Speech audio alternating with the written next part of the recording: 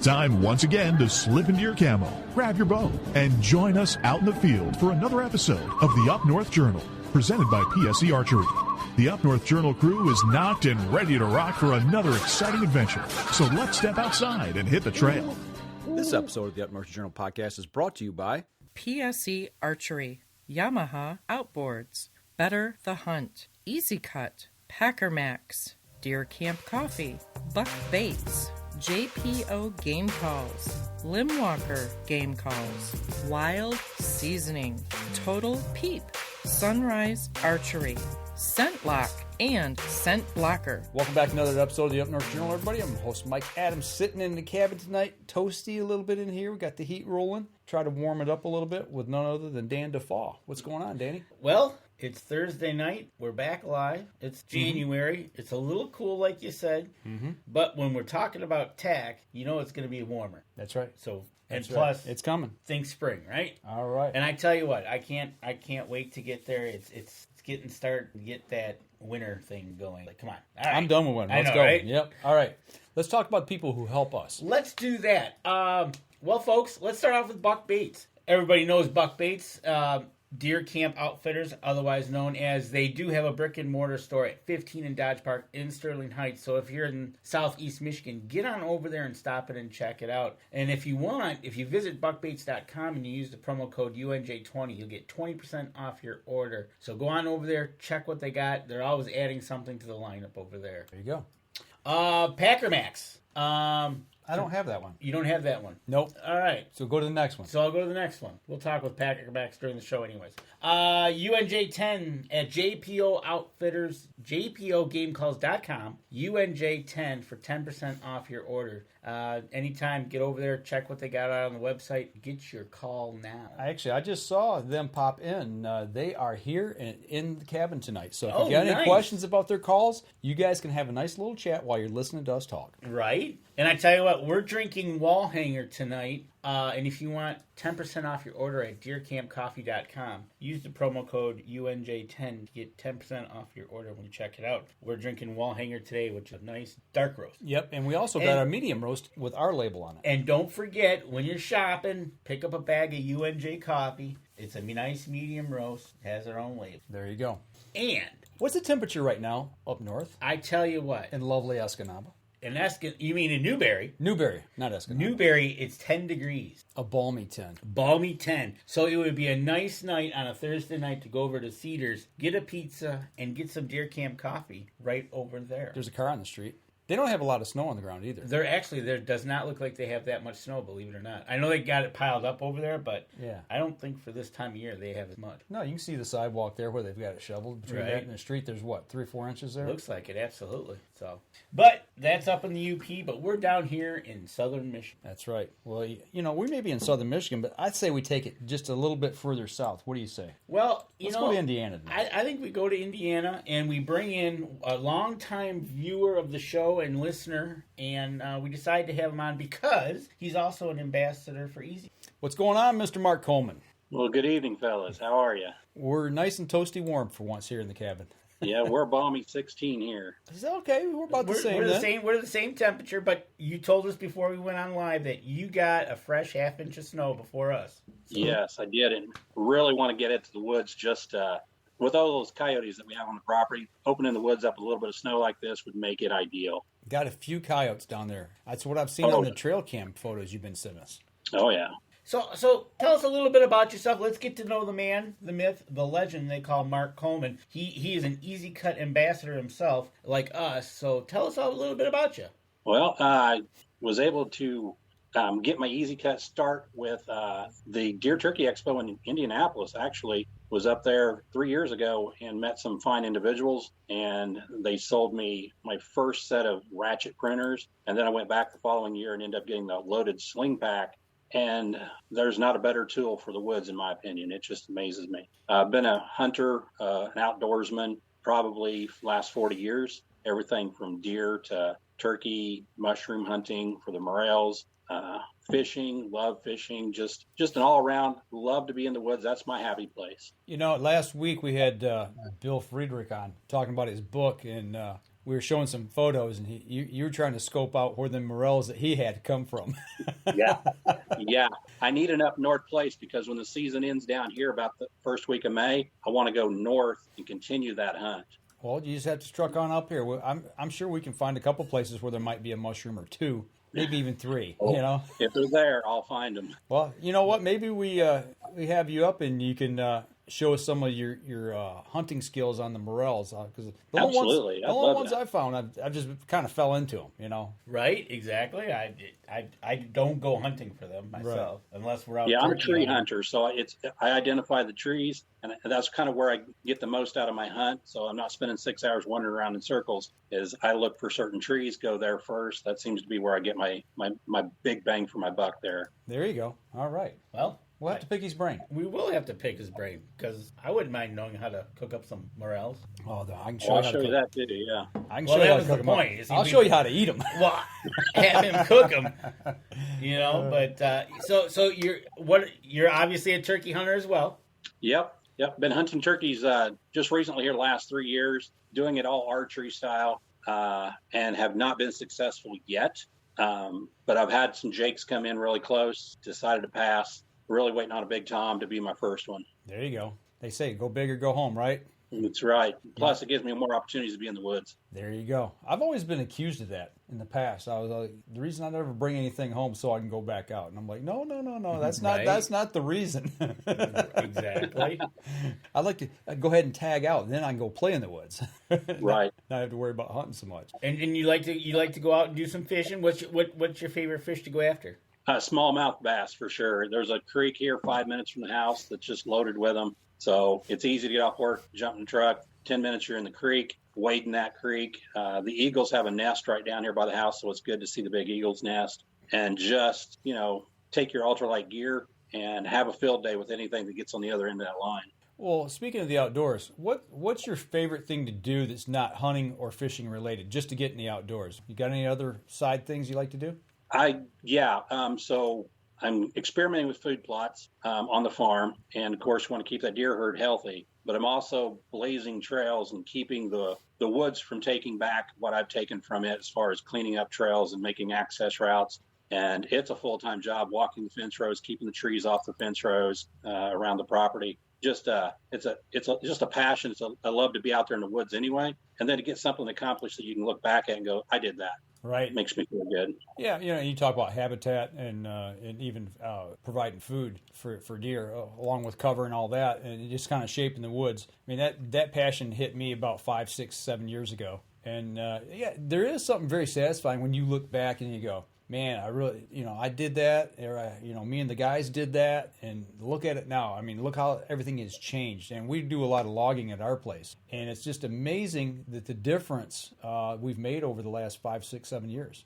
Oh, yeah. So I tell you what, that's a true statement. Like you're working the farm, Mike works up at his place, and I work up at my place. And you sit there, and whether you're going up in the spring or you're up there in the middle of the summer, and you're working on whatever, a food plot or a trail or something. But then the satisfying, really for me, is when you're sitting there out in the woods, you're out hunting, and all of a sudden maybe a deer comes down that trail that you created. They just come right in, and you're like, wow. And then you continue to take him down that trail and put him in the back of your truck and put him in your freezer. Well, yeah, that's true too. Or you or in another case, you see him out in the field feeding, and you worked on that all summer long. Food plotted it, and now you see them out there. And like Mike said, they end up in the back of the truck. Yeah, yes, they do sometimes. So like 2 years ago, I planted 100 persimmon trees on the property. And, they were little fingerlings. They weren't as big around as a pencil, but I planted 100 persimmon trees hoping that 10% will survive. And maybe if they get big enough at the time that I'm, hopefully out there still hunting 10, 15 years from now, they'll produce a bumper crop, help draw those deer into that space. But I guess the other thing I like to do is maintenance and safety is a big concern of mine when it comes to deer stands. So I'm always out there making sure they're safe, building platforms to put those blinds on. It's just a labor of love. Well, You're right. If he enjoys that, we're gonna have to have him up at our place and do some work. You buy the lumber, I'll build it. There you Actually, go. it's funny we talked about this. Hadn't even planned on bringing this up, but last Saturday I jumped up 7 in the morning and jumped in the Jeep, took off, went up north. It was a balmy 5 degrees. Got up to deer camp, and I think when I left later in the evening it was 9. But I worked outside the whole day, cutting a couple old stands apart, and one of them was a big tower blind that was rotted. And I was up. I had somebody on site, wasn't helping me, but made sure I did it the safe way and didn't get into any trouble. So that's why it took me a little bit longer. But I spent all day outside working, cutting stands down, cutting them apart, hauling them to the dump, cleaning up and getting ready for next year. And there's something very rewarding about looking forward and getting ready for that next coming season. Oh, yeah. I mean, it's an hour drive to the farm for me. And I spend usually all day, but I lose track of time. Next thing I know, it's, 4 or 5 in the afternoon. It's like, I need to get back to the house. Right. But, yeah, there is one platform I built last year. I built a whole platform for an elevated blind that's 7.5 foot off the ground. And the only thing I used other than a hammer and nails was my EZ Kut tools to cut all the lumber to create that. It was nice to be able to have something in my truck without having to run back to the tool shed every time. Right. To just cut all that and make it all just the way I want it. It was really cool. So you used all hand tools to build it? Yeah, there was no power tools involved out in there anywhere for any of my stands. It's all done by manual labor. He goes old school. Yeah, he does.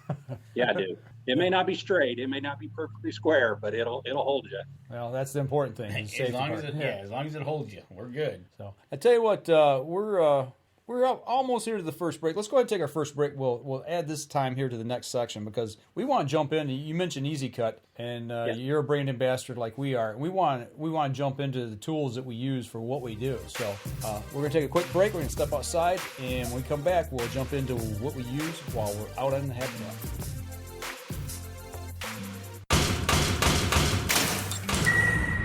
PSE Archery has reinvented the way you buy bows. From now on, you can make the most educated decision possible by basing your bow choice specifically on your shooting needs and goals. All you need to do is ask yourself, what kind of shooter am I? What do I want to achieve? PSE will help find the right category for you. So, what kind of shooter are you? Find out at psearchery.com.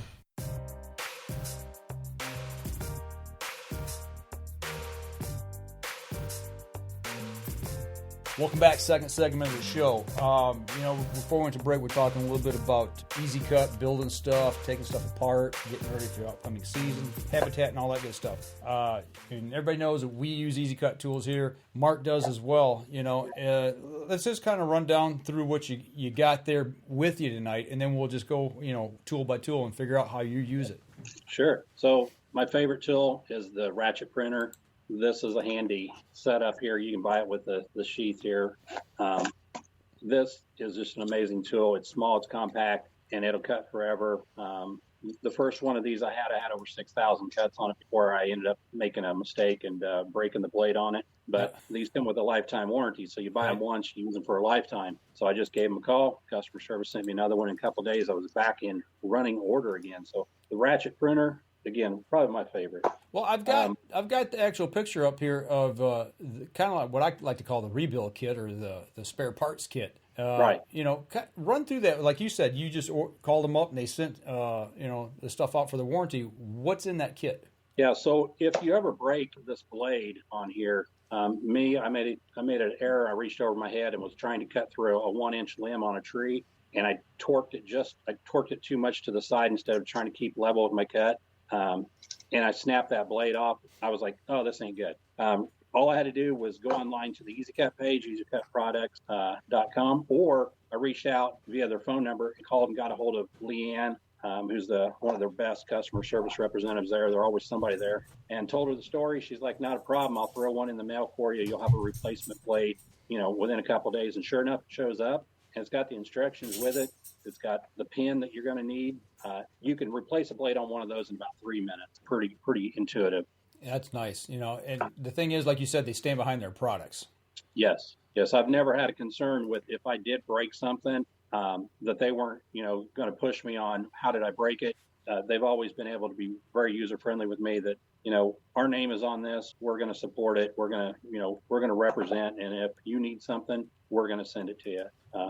And it's on all their product, which is a great deal to have a lifetime warranty on a product nowadays. Well, actually, you also sent another picture here of the pruners, but they got a color here for Danny, so you don't just lose them in the woods. You must be talking about these guys. Yeah, the pink ones there. Yep. I tell you what, you drop the green pair, and you look for that as opposed to a pink pair. Yeah, especially in the spring. Right? Well, and that's why I bought these, Danny, was because I dropped these when I was using my DR trimmer to trim trails one day. It fell in my pocket, and I'm always trimming limbs as I'm going, so I only went about 150 feet, but I had to search in that 150-foot area for 15 minutes to find these guys. So those don't go into the woods with me as much anymore, but I'm not afraid to take these in the woods with me because I can find them in a heartbeat just about anywhere. Absolutely. And my brother for Christmas, he got the Sling pack, and he did get it in the pink just for that reason, because he has a habit of dropping things like his release. We've talked about that a time or two. He tends to drop it. His release has a pink ribbon on it. You wonder why. But just for that purpose, I tell you what, you can get it in either green or the pink one. And like you said, that ratchet pruners alone is well worth the price of just that tool. What you can do with it and what you can cut with it. Yeah, absolutely. And you can get these, and there's a discount code you can apply that I've got a personal code. Brand ambassadors all have a personal code you can give like MC15 off. It's 15% off of anything you buy with EZ Kut at any time. So if anyone's ever interested in buying an EZ Kut product tool, please reach out to a brand ambassador. Let them know. We can usually help you out with some of that. That at least cover some of the shipping if there is any shipping. Sometimes you buy enough, like me, if I buy a certain amount, shipping's free. But no, you will not go wrong with these tools. They are made to last. I mean, these things, I have yet to to wear one out to the point that I couldn't use it. That's one good thing about you talk about the durability of them. When I use my tools, I use them. I mean, I put them through their paces. I don't baby them because I know they're tough, and I've yet to break a blade on one.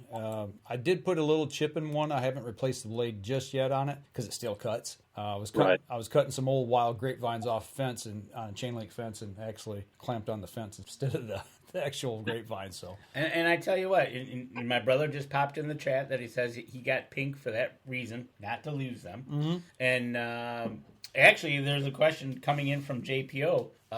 We're talking about the pruners right now, but there's a question coming up, and it pertains to what we did with them up at the cabin. Ah, yeah, okay. So we'll ask that when we get to them. Okay. So, but yeah, exactly. And the one thing about you can buy the sheath for them, and you can have it on your belt, or you can just put them in your back pocket like you did, and take them out wherever you need. And I tell you, what's the biggest branch you've cut with just the ratchet pruners? I would say the ratchet printer, 1.5 inches. And that's a good question, Danny, because when you open this up, it may not look like you can get 1.5 inches in there because the distance between the jaw and the actual blade. But there is this unique little trick called a circle cut. And if you put this on a limb and you rotate it towards the jaw side around, it'll automatically start cutting through the limb as you rotate it around once. And that cuts through the initial part, and then you can just ratchet through with the rest. So 1.5 inch limbs are not a threat to me at all. I mean, these guys usually do the work that I need to do to get trails ready. If it's something bigger than 1.5 inches, then I move on to some of the other favorites of mine that EZ Kut creates and produces for us. You mentioned the diameter, how big you can actually cut it. The first time one of the guys showed me that, I went, why did we not have these sooner? Or why did we not know that we could cut bigger limbs with these? I mean, I had them for just a little while, but once I learned that trick, you zip that thing around a couple times. You could almost cut a limb if you do it 3 or 4 times without even having to use the ratchet on it. Yeah, and I have, because the way it's designed here with the curve, it continually bites into the wood. So as you rotate the second time, it gets a little deeper. And by the third time, you've got this nice little spiral cut all the way to the center. And it just makes life easier versus, trying to have to get out there with a saw and the limbs shaking and it doesn't, you can't get the teeth to bite in. The ratchet printer makes that really easy. And they've been around since 1988. They've been around over 30 years. So this is a quality product that's not going anywhere anytime soon. There you go. Absolutely. And that's just talking about the pruners. So what's your next favorite one that you're going to reach for? Oh, my next favorite would have to be the Kamikaze Straight Saw. So this beast here comes with a protective sheath, and as you can see, it's shiny. It's I've used this one, I don't know, probably 100 hours worth of use on this one already. Never had to replace anything on it yet, which is good. This is easy to clip onto your belt if you just get a carabiner, get a $2 carabiner, clip it on your belt loop, and, it'll follow you around the woods and won't get in your way. And when you do come up on a limb that's, bigger than 1.5 inches, it'll cut through it. Scott, the owner of EZ Kut, would say this is a chainsaw beater, that he can cut through an 8-inch piece of wood quicker than you can start a chainsaw and get the chainsaw running and get it cut through on your own with a chainsaw. The one thing I like about EZ Kut tools is they are all manual use. There's no power tools to them, and it keeps you quiet in the woods, keeps you concealed. It keeps, you don't scare off all the nature, and you're able to go through the woods and just do what you need to do. And if someone wasn't paying attention, they wouldn't even know you were out there. Absolutely. Absolutely. Yeah. And one thing nice about that is that actually cuts on the backstroke. Yes. Yeah. The other one is the curved one, the curved Kamikaze. This one is also a really good one because it kind of helps on, like you said, Danny, it's got this little curve here that fits your hand perfectly, and the teeth are designed to where it cuts on the draw, so you're not having to apply pressure going forward where you can put a little bind in your saw. It actually cuts when you draw back, and it's so easy and gentle. I mean, you don't even really have to have a strong grip on it for it to just continue to cut right on through the wood. These blades, they're finished in Valencia, Spain. And there's a little bit of an area right in the center of this blade you can't really see unless you lay it down and look, that's kind of hollowed down a little bit, a little thinner in the center. What that does is it allows air in there, so you don't bind up on a fresh piece of wood, where other times if you just have a flat piece of metal in there and friction builds up, especially cutting pine tree limbs and they get a little gummy. This allows you to have that even, cool stroke back and forth through it. And it just makes life so much easier. You're not winded when you're doing this. I cut 4 or 5 logs out of a way, in about a 5-minute period, and it wasn't winded. The blade never gets hot. Even when you're doing all that work, the blade never gets hot. So you're not, in danger there of hurting yourself as far as getting burned. It's just, I don't know. They put a lot of thought into this. It is held together with these 2 screws, and these 2 screws have recessed nuts on the back of them. So they're not in the way either of binding up when if you slip and run your knuckles up over this, you're not going to rough up your knuckles. Everything is very streamlined on this. And they won't come loose because they're recessed back in here into a cavity that's actually the same shape as that nut. So they all stay right where they're supposed to. And it feels good in your hand. I mean, it's got like a pistol grip to it. So just, as I always say, when you pick one of these up, you feel confident, because when you get a hold of that, you just, I don't know, to me, it just feels like you're handling something that's made for your hand, and it's very comfortable. And I was going to mention that before you started talking about being hollow ground. The Wow Saw is hollow ground, and also their pole saws too. Am I correct in that? All their blades like that? Absolutely. Here's the Foldable Wow Saw. It's the same blade, Valencia, Spain. They have this hollowed spot. You can't really see it, but you can. If you lay it down, you will notice that it has just a slight little area in the center of it to allow that airflow in there as you're cutting. This is a great knife for taking camping trips. It folds up, it's compact, it's not going to hurt you in its folded up spot, and it's not going to come loose on you either. And it's going to stay locked with this metal locking device, not plastic, which is a good thing, but this metal locking device, that anybody gets in your backpack, the kids go get it for you or anything, they're not going to be able to just pick it up and grab it and squeeze it and get hurt. You're actually going to have to unlock it, and then you can get the full force of that. And then when it locks in place solid. It's just almost as strong as the fixed blade. It's just a very tough saw. And of course, the Wow Saw gets its name from people using it and going, wow. Right. Because it just absolutely blows your mind how well this cuts through. And it is kind of unique because it does have these little gaps in between the teeth offset here. And these little gaps actually allow some of that debris that you're cutting to just flow straight back out. So it makes it even more of an efficient cut using this. Yeah, when I go in the field to hunt, I always have my pruners in my backpack and the Wow Saw. Those are the 2 things that I make sure that I've got with me, even while I'm out in the field hunting. Because you never know when you got to cut something out of your way. Every time I go to the woods, I find something I have to cut. Yep. And just I'll go back to the truck and get my pruners if I have to. And just remember, folks, these things are sharp. Danny knows. Because Mike tried to cut my finger off the one time. and all he did was just basically nick me, and they are sharp. Yeah. It's just one of those things. I blooded him. He blooded me, and you just got to be careful. So when you're handling these things, handle them with care, caution, and safety. I could not stress enough the safety, even wearing safety glasses, because there's dirt flying and stuff like that. Sawdust flying. Right, there's definitely sawdust flying. So, but you know, you've got, and those are the same blades. And they have a 15 and a 20-foot pole saw as well. I think there's one over his shoulder there. Maybe. Let me just take a look real quick here. Oh, yeah. That must be the 15-footer. Yeah, this is the 15-footer. I'm 6 foot tall, so when this is fully extended, I can hold it with one hand fully extended and reach about 20, 21 feet and cut a limb. It's just, it's very, very lightweight. The way it's designed, it's not circular. It's more of an oval shape here on the shaft, and it just reinforces the strength in it.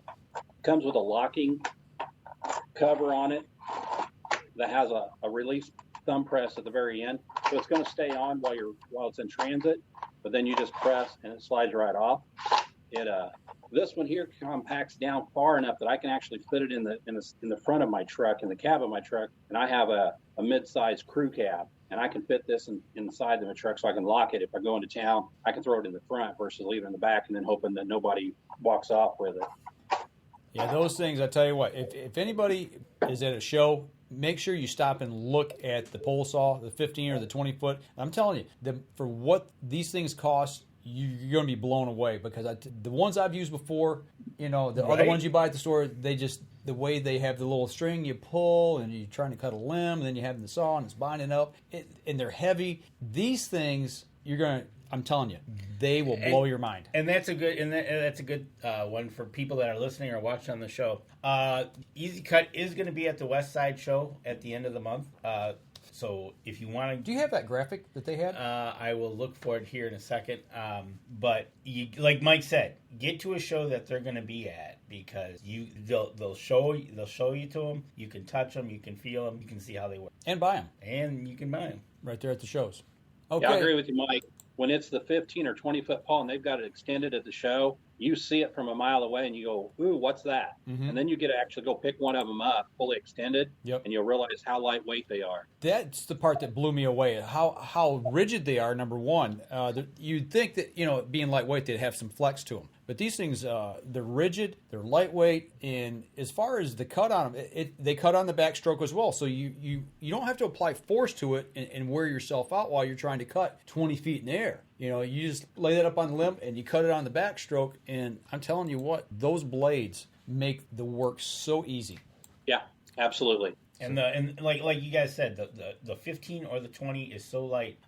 My daughter, when we're out hunting, I'll get up in the stand and she'll go walk around cutting the limbs as well. Mm-hmm. Her and Gabby, they can handle it just as easy. Well, one thing we've done, actually, we hunt not too far from where you're at down there in Indiana, Mark. But over there on our lease, we had a couple stands up, and put the cover on it, ran it up to the guy that was in the stand sitting up there, and he wanted a limb cut. And I'm like, well, instead of me doing it on the ground, it's you just extend it and did it right from the stand. It's that light.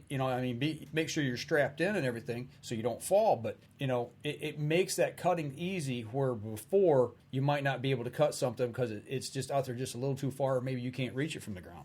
Yeah, because it's always that time when you get up in the stand after your buddy's gone back to the house, mm-hmm. and you go, oh, there's this one limb right over there. I didn't see that until now. Yep. And you can actually reach it from your stand. Yeah. Yeah, I'm telling you what, these tools have made my life so much easier out in the field. I tell you what, how many more tools have you got there? I've got 3 actually. I've got the G2s, the little G, and the force printer. Okay, I tell you what.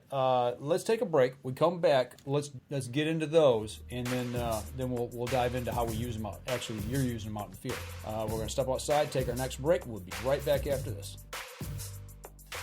PSE Archery has always dominated the speed category. Now, the most revolutionary cam system ever to hit the market has perfected the shooting experience. Introducing PSE's Evolve Cam System, featuring extremely high let-off capabilities and the smoothest draw cycle in history. No other cam system has ever delivered this level of total comfort and total control. Experience PSE. Experience performance. Welcome back.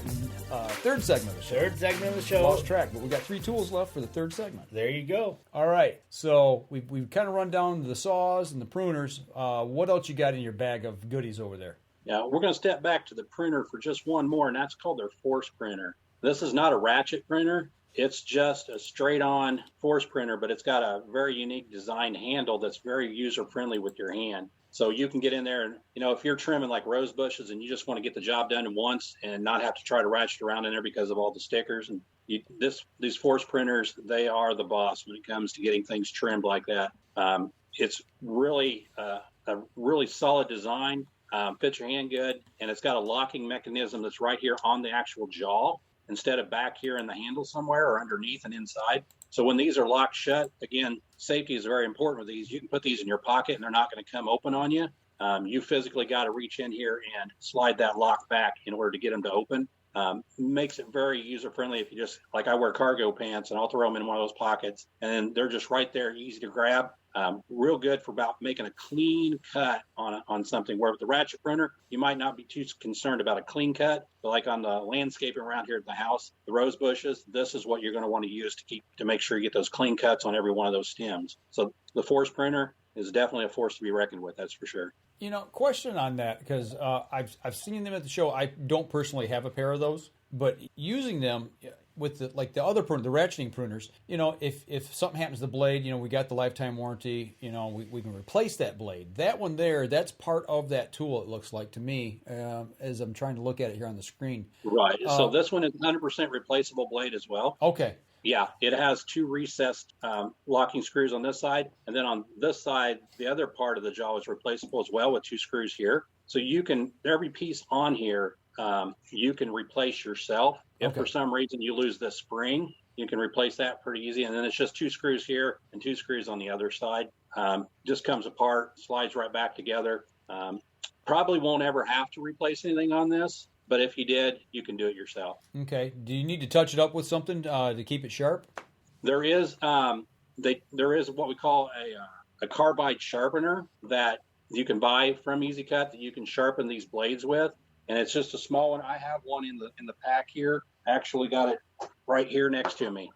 So if you was to buy this carbide sharpener, it comes with a little pull-off cap, and it has a carbide tip on there. You can just slide that along your blade and put that new finish on it and get that new edge, so that if you did bite into, if you're trimming like me, if you're trimming some rose bushes down low and I've got rock in my landscaping and I get into a rock or something, it might dull the blade a little bit. I have something right here that quickly can get it sharpened and back into operational use. I actually put a key pin on mine so I can slip it onto my sling pack and it just stays right there where I need it. Just grab it, pull it right off there. That's a great idea. I've got one of those, and it amazed me by using that and just hitting that the ratcheting pruner blade and touching that up, how sharp and how quickly that thing made that thing sharp again. It just, these guys think of everything. Well, that's the whole point. If you like what he's showing us, and you use all this equipment and you take care of your equipment, these things are going to last a lifetime.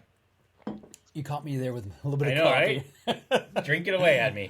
But, like you said, just a couple of going over that carbide sharpener, and you're right back in business. If you hit a rock or you catch the fence behind the rose bushes, you're right back to it. Uh-oh, he's got the beast out there. I see him slip it under there. I got probably one of my most prized tools when it comes to really taking on anything in nature, and that's the G2 Lopper. This is the Cadillac of all loppers that I've ever had. Yes, it is. It'll extend out, and it's designed, as you can see, it's got the red and the black handle on it. There's a reason. The red handle's ratcheting. So if you want to ratchet through something up to 3 inches thick, you just ratchet right through. If you just want to power through a limb, use the black side, and it'll just power right through. So you have that option. And the other thing that really makes this the king of all of them, in my opinion, is this little piece right here called the maximizer.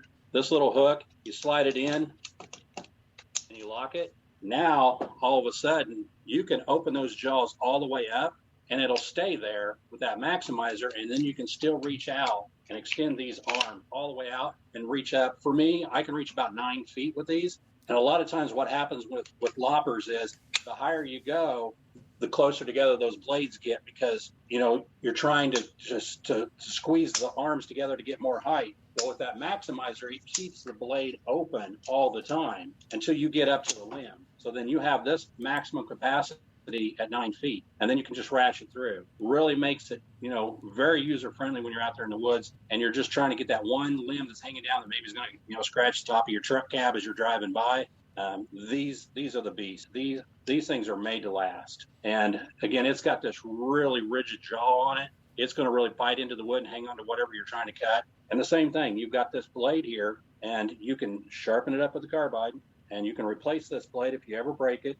That's, you know, just another one of those great things where you don't have to go and replace the whole unit. You can replace what's broken, and you can do it yourself, and you don't have to sit around or ship off a tool to somebody.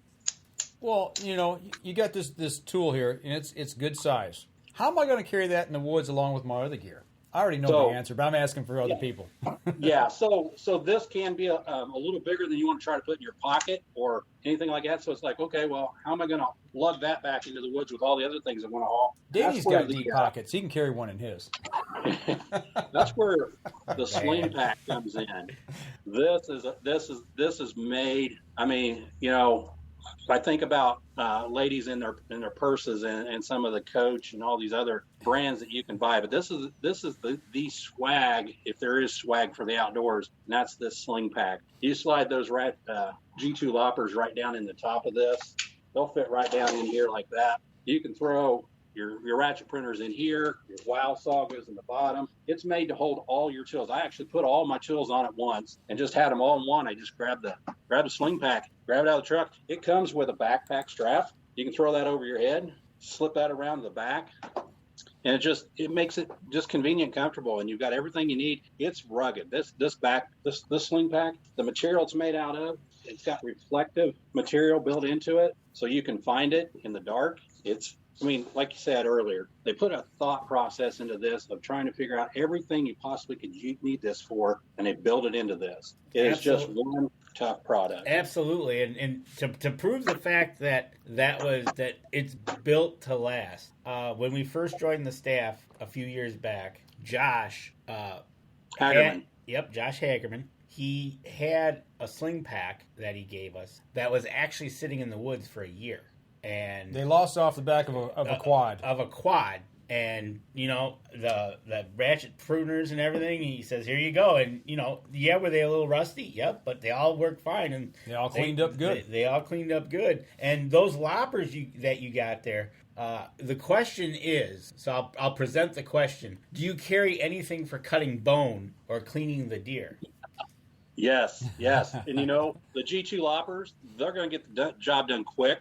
But as we talked about, you know, they might be a little larger than you just want to haul around in your pocket. EZ Kut came out with a solution for that, and it's called the Little G. Now, Little G has a locking mechanism on it. You pop it open, it's ready to cut. And it has this extra wide blade on it. And this thing was made to eat wood. I mean, it has an insatiable appetite. And it's small, it's compact, it's just over 18 inches long, and it will fit in your back pocket. It'll actually fit down in between your G2 loppers in your sling pack, so you can put it in there with it. But it's small enough you can throw it under the seat of your truck, your car, throw it in your, you know, side-by-side, wherever you want to go. And again, it's got the red ratchet side handle and the power through on the black side handle, so you can just ratchet right through. But this right here, if you've got any bones you want to cut, this is the tool to go to right here. And it's compact enough. It's got rolled steel, which makes it lighter but stronger. So it only weighs like 2, maybe 2.5 pounds. And it's very easy just to take with you anywhere you want to go. It is just so convenient. So you're talking rib cage. You can split the rib cage easily with that. You can cut the legs. You can cut the legs off with that if you're having to take the legs off and get it out of the field for whatever reason you're trying to lighten the load. You can take and cut pelvic bone when you're having to split that pelvic bone open and clean that cavity out when you're field dressing. So yeah, there's lots of uses for that. I know the ratcheting pruners. Turkey hunters carry them with them all the time to cut legs off for birds with. So there's a lot of different uses. Another thing that we like to use the pruners for, I haven't used the little G's for, but the big ratcheting pruners, when we were taking and extracting deer jawbones, we would yeah. you reach back through that mouth cavity and then cut that bone off back by the mandible back there to extract that jawbone for aging deer. That's a great way to do that as well. So we come up with all kinds of uses for these things. Absolutely. Exactly. And my brother even says that I let him use the sling pack up at the cabin, and he cleaned up all around the cabin. He was the man. That's why half the woods got cut down, right? Right? Yeah, you noticed? Danny's I old actually logging got my crew. mom one of these Christmas a year ago.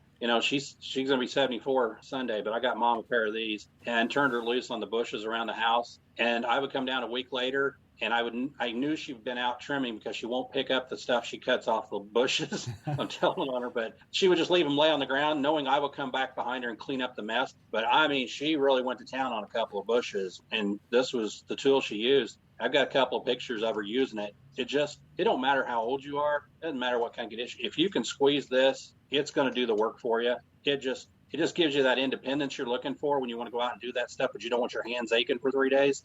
This is the tool to have right here. Absolutely. And by the way, JPO, it doesn't come with a Deadpool mat. You have to bring your own. But that's a good point. When you put the sling pack on your back and you have the G2 Lopper handle sticking out behind you, you can picture yourself as Deadpool when he's got the two swords. Exactly. Yep. It does make you feel like a superhero. I'll tell you that. Well, speaking of making yourself feel and look and like a superhero out in the field, explain to us some of the ways you use these. I mean, we've talked about cutting branches, cutting limbs, doing all this. Is there some different ways that you use this that maybe we haven't thought about? Well, actually, your imagination is the limit on what you can and can't do with these. But like the straight saw, one of the reasons why I always put that with me whenever I'm going to check trail cameras is if I got an area where I want to open it up a little bit to get some sunlight in there, maybe I'm going to put a food plot in there and there's just not enough sunlight. The other thing I use it for is to hinge cut some trees. I don't cut the tree completely down, but I let it kind of break over. Right. And that allows, some cover for the deer and some regrowth off of that tree. So it kind of provides a little bit of a bedding area for them, some secure cover. These tools are amazing at doing that. Just, who wants to lug a chainsaw down over a hill and up the creek just to hinge cut a couple, 3 trees when you got the tools right there on your hip that can take care of that? That's one of the great things about this. I've made a lot of hinge cuts this last year, providing some new areas for the deer to travel through, and it really changes the landscape. And it's just, and like you said, first off, you're not lugging a big old chainsaw, and you've got 2 little tools that basically are on your hip, and you can move through the property, and you're not blowing up the property or anything like that, so you can actually do that. And then, like you said, you're getting ready to put in food plots in that in spring. Is there anything you do walking around the edge of the food plot or anything like that to open that up? Yeah, I'll take typically the Ratchet Printers is my first go-to just because I can do it one-handed pretty quick. The woods I hunt has a lot of open areas that has briars growing everywhere. And some of these briars are half an inch, 3/4 inch thick. They've been there for 10 or 15 years. Is to just have the convenience of being able to say, okay, I'm gonna open this area up and just be able to lean down with these, get the base of that briar and just snip it right off. And it just helps open that up so quick. That's kind of one of the keys also with the G2 loppers and the little G is if you do have something that's a little rough on your arms, like briars and stuff, the G2 loppers have those extendable handles. You can actually extend them out. And instead of working above your head, you can work down towards your feet. You can walk along and reach in and grab one of those saplings and just snip it off without getting in those briars and getting all tangled up and, scratching the daylights out of you or ruining maybe one of your favorite, mossy oak shirts or something. You just, it's one of those things that they're universal. There's always something like vines. We have vines everywhere down there growing out of the trees, some a half inch, some 3 inches in diameter. And those things, they just climb all over the place. And when you cut one, it'll swing back and forth and there'll be 3 or 4 places where it's connected itself to the ground. These tools make it so much easier just to kind of go and snip and get it out of the way. It just, I don't know. There's just so much good to be said about something like this that fits in your pocket. One of the questions that is being asked is, when you did your hinge cutting, what typical diameter of trees did you hinge cut? The ones that I cut recently were about 4 to 4.5 inches, up to 6 inches typically. I don't want to hinge cut a mature tree that doesn't need to be cut just to hinge cut it. But if I've got a few of these, what I call nuisance trees, I don't know what the name of them are. They just seem to grow everywhere. but they only last about 10 years and they die. So I typically, if there's one of those in my line of sight, like if I'm opening up a shooting lane and I've gotten in a blind and I'm looking down that path at 30 yards and I'm like, if this one tree wasn't there, I'll go hinge cut it and drop it down, provide a little bit of cover for the deer to make them feel like they're not standing in the open and still be able to have that open shooting lane. Those are the kind of trees I'm looking at. I don't like cutting bigger trees that, I like trees. I like big, monstrous trees. And the only way they're going to get big and monstrous is like your deer. You got to let them walk. You got to let them grow. Yeah, you don't want to be cutting something you can hang a stand in at some point either. Right? Exactly. That might be the perfect tree for that stand one day, and you just, made a hinge cut on it. Okay, so now when we're hinge cutting, what's the preferred height off the ground that you're making that cut?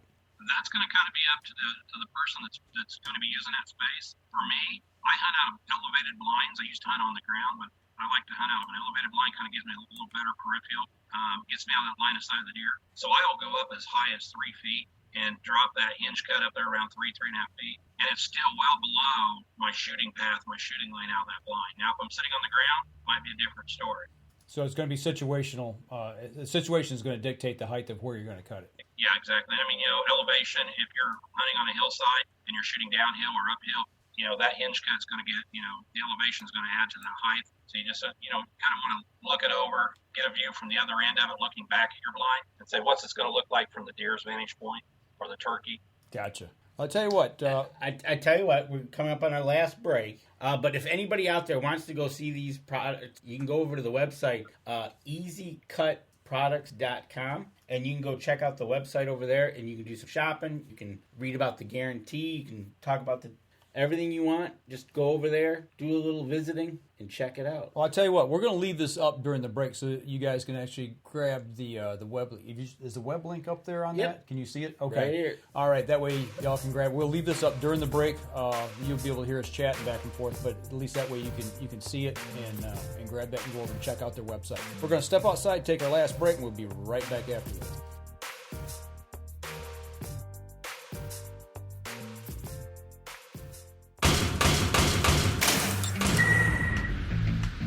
Acceleration is part of PSE's DNA. PSE pioneered the speed movement. Now they've developed the vapor category to help you find the most powerful bows on the market to fit you.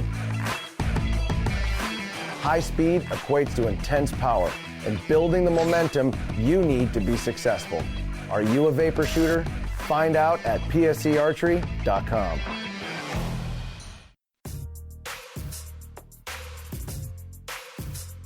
Last segment of the show.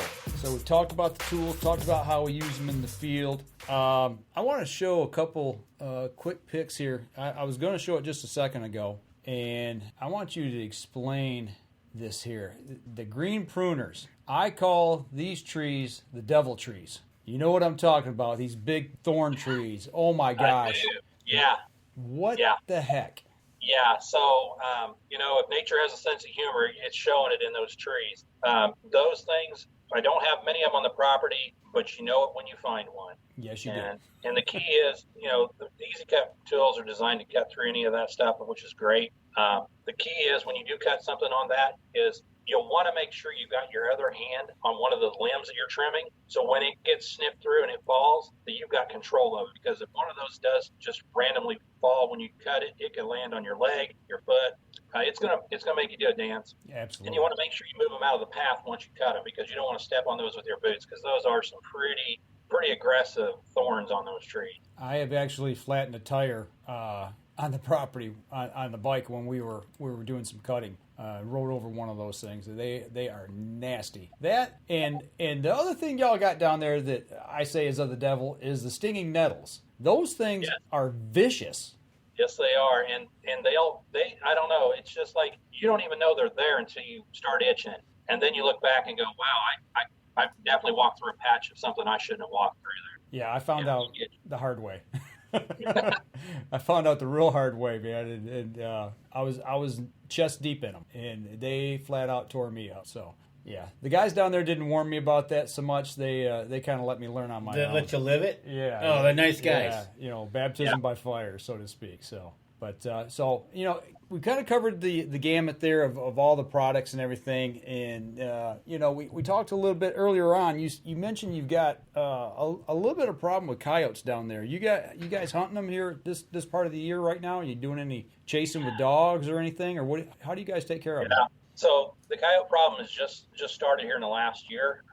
Early in the spring, I had there was 2 adult coyotes running the property I could see it on trail cameras. And then a few weeks later, I saw the female, and she looked like she was full of milk, so I knew that the litter had been born. I looked and couldn't find the den anywhere. Most likely it's on the other side of the property line. But there was one night where I caught all 6 of them on one trail camera, and that told me that we had a problem. And we haven't done anything to fix that problem yet. My brother lives next door to the farm, and he just, here in the last couple of weeks, went out and bought a night vision scope. So I think he's getting geared up to help us maybe provide some dirt naps for some yotes that need it. There you go. Yeah, man, once they get established in the area, it's tough, man. We've been dealing with them for years up at our place, and I don't know, you kill 2 or 3, and I think 5 more move in. It's just... Now, the other challenge we've got this last couple, 3 years is the bobcats are starting to be very, very apparent in our area down there. I've got at least 4 bobcats on a 60-acre property, and I'll catch them on trail camera sometimes carrying a squirrel or a rabbit, and it's just like they're such a great hunter, and they can go up them trees just as quick as a squirrel. Yep. So we don't have a season for them yet. Maybe coming one day. Well, we do up here. You're allowed 1, right? You're allowed 1 a season. You got to put in for your tag early. You can trap or hunt, both ways to take care of them. But we've got them on our property, and I will tell you, everybody says, the size of a big house cat. Well, we've got them up at our place, and I've got trail cam pics with carrying fawns. They will decimate the fawns as well. I mean, they're just as voracious of an eater as the coyotes and bear. We have a problem with bear as well. So that's probably one thing you don't have down there in your area, I wouldn't imagine. Yeah, we don't have bear this far south. I mean, one across the border up in the northern part or the southern part of Indiana, Kentucky. Mm-hmm. But bears, they're just, you don't see them. I'm going to say that's a good thing for me. Right. I guess if there was something that would scare me, it's a bear. I mean, I'm a pretty big boy, and I don't run as fast as I used to. But if I can outrun whoever's with me, I'm okay. Take Danny with you. Great. One of those things, eh? Well, we got them pretty good at our place. We got them all over the place. You got them at your place too. It's Bears are one of those things when you're out there and you got that in the back of your mind. It's kind of like, I don't know. I don't know if that's as bad as hearing the wolves or the bears. It's bad. That's the part that doesn't really scare me as bad as knowing that there is the occasional cougar here in Michigan, and we've had them on our property up at our place. And when you see a cat track that big, it kind of gets your attention because you hear the stories out, people riding their bikes out west or jogging or whatever, and they all of a sudden you never hear them, you never see them. They're on you before you know it. Right. That kind of gets my dander up a little. Yeah, exactly. And that's one of those things you won't know it till it's too late. Well, we've got about 8-9 minutes here left. So where do you want to take this, Dan? Well, since we got Mark on and we've been talking with Mark and he's become a real good friend of the show, we might as well make an announcement for the last segment of the show. And I like that orange cup you got there, by the way. Right? Oh, this one? Yeah. You like that? That's a great cup. But for everybody out there in Facebook land and on the show, a big welcome to Mark Coleman to the Up North Journal family. He's going to be joining us as of today on the pro staff. So welcome aboard, Mr. Mark Coleman. Thank you, gentlemen. I am honored to be part of the team. Well, we're looking forward to hopefully some fishing trips or a hunting trip of some sort, and getting to know you a little better, or some archery shoots or something. We can travel a little ways that way, and you travel a little ways this way. So we got some adventures, I think, here, hopefully in the near future. Absolutely. So look for Mark to be on the Facebook posting from Indiana, giving his take on what he can from down there or wherever his travels are going to be taking him. He's going to be doing some traveling to some shows as well, like we do. So we'll probably hope for some live check-ins or whatever he might be doing. Like we were talking before the show, he's going to be at some of the shows with Packer Max is going to be there. EZ Kut's going to be there, obviously. So stay tuned. More from Mr. Mark Coleman as an Up North Journal pro staff. Well, Mark, is not a supporter of ours, but a supporter of yours, is go ahead and talk about one of the companies there that help you out. You doing some food plotting. Oh, yeah, Antler King. Yeah, so Antler King is a company that I've tried out their food plot mixes last year. Was very impressed with the results that I had with them. They've been around the business over 30 years, just kind of like an EZ Kut. They've been tested. They still stood the test of time, and they provide products to feed your deer, to grow your herd, and to put in those food plots and have year-round food sources for them. Just a really top-notch company. I'm looking forward to working with them as well and building a relationship with them and helping the local stores around here start stocking that so that I can go locally and buy something on my way to the farm versus ordering it online if I need to get it delivered to the house. Because sometimes I just try to go to the farm on a moment's notice. It's like, man, I sure wished I had a couple mineral blocks. Right. And getting those stocked in the stores around here. But I do trust Antler King with what they do, what their products, what they stand for. Competition is good, but being the best at something is something you have to strive for every day. And there's certain companies that I represent, and I believe that Antler King is just like EZ Kut. They stand behind their products, and they've been tested and proven over time. So, yeah, shout out to them. Yeah. There you go. And one of the nice things about Antler King is they are out of Ohio, so they're in the area. They're in the Midwest, where you're at, where we're at. So they kind of know the business. Yeah. They know the area that they're putting their product in. Correct. Absolutely. The one thing I wish we could use supplements up here. That's one thing we're not allowed to do here in Michigan. Is use supplements and put stuff like that. We can food plot, but when it comes to a mineral lick or supplements, feeding stations, things like that, it was just in the lower. In the lower. Danny can in the upper. I can in the upper. Once you cross the bridge. Right, exactly. So and it's one of those things. In bringing you on board, we're going to get the Indiana take from you from down in Crawfordsville, and that's what we're looking forward to, and having you join us here on the Up North Journal team. And I think it's going to be fun. Oh, it's definitely going to be fun. And I got to show one picture here. You can see what I labeled it right there, Danny. The one that he sent us here. You got to explain. You got the finger coming out right out there, right into the camera. It looks like you're ready to go big time wrestling. That's good stuff, man. Sometimes the trail cameras are meant for nature, but other times, since I know they're there, why not go ahead and capture the moment and the feeling of the day? There you go. Yeah. And that's what the outdoors does to us, man. It gets us all amped up and fired up, whether it be hunting, fishing, or whatever. That's good stuff. Oh, yeah. So it's exciting times. I mean, I've never had a bad day in the woods. No, some days are better than others, but you know what? What do they say? A bad day of fishing is better than a good day at work any day of the week. Yeah, I've been disappointed a few times, but I've never had a bad day getting disappointed. There you go. That's right. Tell you what, I'd rather be out there than in the office. I'll tell you what, if we ought to try to get you up here, and bring you up on the mountain, and get you up here for tack. Get them up here for something. Yeah. Yeah, I'm used to mountains. I lived in Virginia for 6 years. Not a big fan of mountains, but the view is wonderful. Yeah, especially when you're on the top side of it. Yeah. If you're down at the bottom looking up, I got to go up there to shoot. That's a different story. What's nice about that is you take the ski lift to the top. Yeah.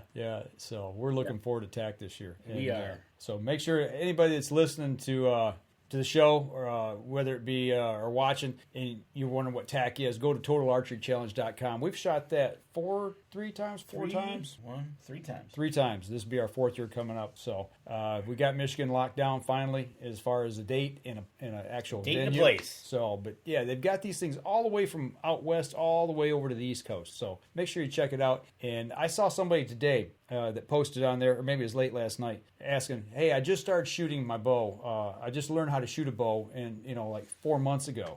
Is this something that would challenge me, or is it way over my head? Is it going to be too challenging?" Everybody's like, "No, you make it what it is. You go out there and you have fun. It's not like you're trying to keep score and beat somebody. You're going out for the experience of it, much like hunting, and just roll with it and have a good time." And bring a good pair of boots. That's the one thing I told the guy. I said, make sure you got comfortable boots on, because if not, you're going to hate yourself at the end of the day. You will. So before we wrap up the show, anything you want to throw out at us or talk about? We got a couple minutes if you want, and if not, we'll wrap it up. Yeah, there is one thing that it just wouldn't be right if we didn't end the show with Danny asking me some questions. There you go. Oh, so he wants the questions. I love it. He wants the questions. All right, here we go. Tammy's gonna like this. Even the new guy on the team gets the questions. All right. He's already thought of the answers. I know, right? Give him some different ones. Well, I'm going to start off with the easy one. You're traveling to the farm. You got an hour drive. What are you listening to on the radio? Hair Nation. Nice. I'm going to be listening to Keith Raw. I'm going to listen to Dangerous, Darren. I'm going to be talking. Listen to those guys, those DJs cranking up those '80s rock and roll hair bands. That's me. All right, I like that. That's good. Awesome. All right, in that hour drive, you're going to get snacky. What's your favorite snack? Yeah, I had to think long and hard about this one because there's so many different snacks. On the drive there, it's probably going to be a small bag of Funyuns or a Cosmic Brownie. Those two are my go-tos. A Cosmic Brownie? I've never heard of that. Yeah, so it's basically there's gas stations sell them. They're just a brownie with like these little candy sprinkles on them. Okay. And I know I'm a big guy talking about sprinkles, but I ain't afraid. They're delicious. I do like some Funyuns. Oh, those are good. We won't talk about Funyuns. Okay, got your radio station. You got your snack. Now, you got Mike and Dan coming down to Indiana, and you're going to make us a meal. What is going to be your favorite meal that you're going to make us for dinner? Yeah. First of all, I was going to have you guys, when you come down, I was going to have you cook me one of your favorite meals, but that just wouldn't be the right kind of courtesy to show visitors and guests. So my go-to would be to get out the crock pot that morning and get some deer steaks, put them in the crock pot with some, red potatoes, baby carrots. Let that stew, all day, break down really good. And then make some Grand's biscuits in the oven, have some biscuits and some deer steak and potatoes and carrots. And then we might, finish that off with a pie. Probably going to be a Dutch apple pie or a peanut butter pie. Ooh, I'm intrigued. I'm all over that Dutch apple. Now, you do know that I'm still struggling with going through my weight loss here, so he's going to load it up, This is going to be cheat day. Cheat week or month, man, I tell you. Wow. We'll hike 5 miles in the woods first, and then we'll come back and we'll eat like kings. Yeah. There you go. Okay, I can handle that. All right, and the last question is, we're sitting around the big old bonfire, having a few soda pops, and you're going to tell us a story. What story comes to mind that you're going to tell Mike and Dan that really hits home for you? Yeah. So as our conversations around the fire go from one, item around maybe fishing or hunting or, riding bikes or shooting our bows, the one thing that I probably would always go towards is a deer called Roman. And she was a big old doe. And for 3 years straight, she haunted me in the woods. We had many encounters, and I never had that chance to really draw on her where I felt like I could make an ethical shot. And about 3 years ago, she came out of the woods with 3 other does, saw me sitting in the stand. She knew I was there, made it halfway across the open field in front of me at 40 yards, and turned around and ran back. I thought, well, I blew it again. This is the 5th time this season that she's busted me.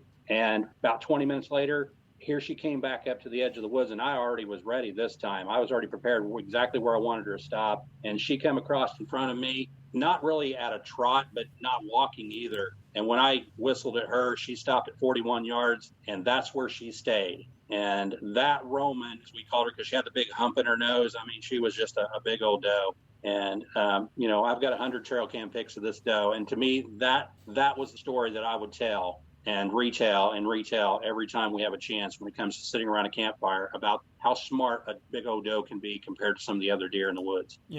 I just read an article this week. It said many of a mature doe has saved a buck's life, to live another day. And that's true, man. Some of those old matriarch does are some of the toughest animals to ever get a shot at, let alone kill. Oh, yeah. They are smart. So I got a question for you. So we've talked about hunting, we've talked about fishing, we've talked about all these cool gadgets and things we got. What is on your bucket list for a trip, or whether it could be hunting or fishing? What's the one thing that really gets you fired up that you want to do on your top of your bucket list? There's 3 things. One, kind of related to hunting, and that is go to the ATA one time just to see what I love the most and see all the people in the industry at that one spot. That's going to happen one day. I'm going to go to the ATA, just haven't figured out when. The second one would be a whitetail hunt in Iowa. Just because of the stories I hear. There's big deer here in Indiana. There was one killed this last season that went 200 and some odd inches. Beautiful, beautiful buck. The third thing is I am an avid morel mushroom hunter. I have been since I was 8 years old. And the season always starts, of course, when the warmer weather rolls in down south around Georgia, Alabama. And then the season progresses, as the temperatures rise going north. So I would love 1 year just to go down to like Georgia, Alabama in the beginning of February and hunt morels for 3 solid months and follow it all the way north, all the way up to upper Michigan, actually, and just make a 3-month journey of finding mushrooms throughout all the states, all the way up to the north. I don't know if I'd step into Canada or not, but I definitely would like to follow the progression of the mushrooms, the morel mushrooms, one time, just to say I did it. Wow, that's cool. I've never thought about that. That's a heck of a bucket list. And an awesome one, true. Just think about that. If you were to spend that 3 months starting down south and ending up basically at the Canadian border up north, definitely. That would be awesome. Morel, eh? Yeah, because the morels only have a lifespan of about 15 days before they start to go the other way. Right. So if you catch them just as they're, the season starts, and if they're about 2 or 3 inches tall, start in Georgia, you could hunt a week, move north a few hours, hunt a week, move forth, and I don't know, it just excites me when I have an opportunity like that to see what it's like in other states. That's cool. That's awesome. And like you said, it's almost like doing that the going out west or the going to another state hunting, but you're just doing it for a mushroom, and they're just as tasty, right? Absolutely. Well, I tell you what, folks, we run a little over here, so we're going to wrap up the show. Make sure you guys go over to Mark's Facebook page, check out all of his other social media, give him a like, follow, share. You're going to be able to see his stuff here on the Up North Journal page as well. And for those of you watching, listening to the podcast, the live stream here, do the same for us. A like, follow, share would be much appreciated. So next week, don't know yet. Just remember, everybody, if you go to EZKutProducts.com, you can check out everything we talked about tonight, and go check it out over there. Next week, we'll see about getting somebody on. All right. Well, we'll be back again next Thursday night, 7:30, same time, same channel here. Y'all take care and be safe out there. We'll see you next week. This episode was brought to you by PSE Archery, Yamaha Outboards, Better the Hunt, EZ Kut, Packer Max, Deer Camp Coffee, Buck Baits, JPO Game Calls, Limwalker Game Calls, Wild Seasoning, Total Peep, Sunrise Archery, Scent Lock and Scent Blocker. Thanks for listening, and join us again here next week. Until then, remember, as we always like to say, if you're out on the water or in the woods, shoot straight and be safe. Until next week on the Up North Journal.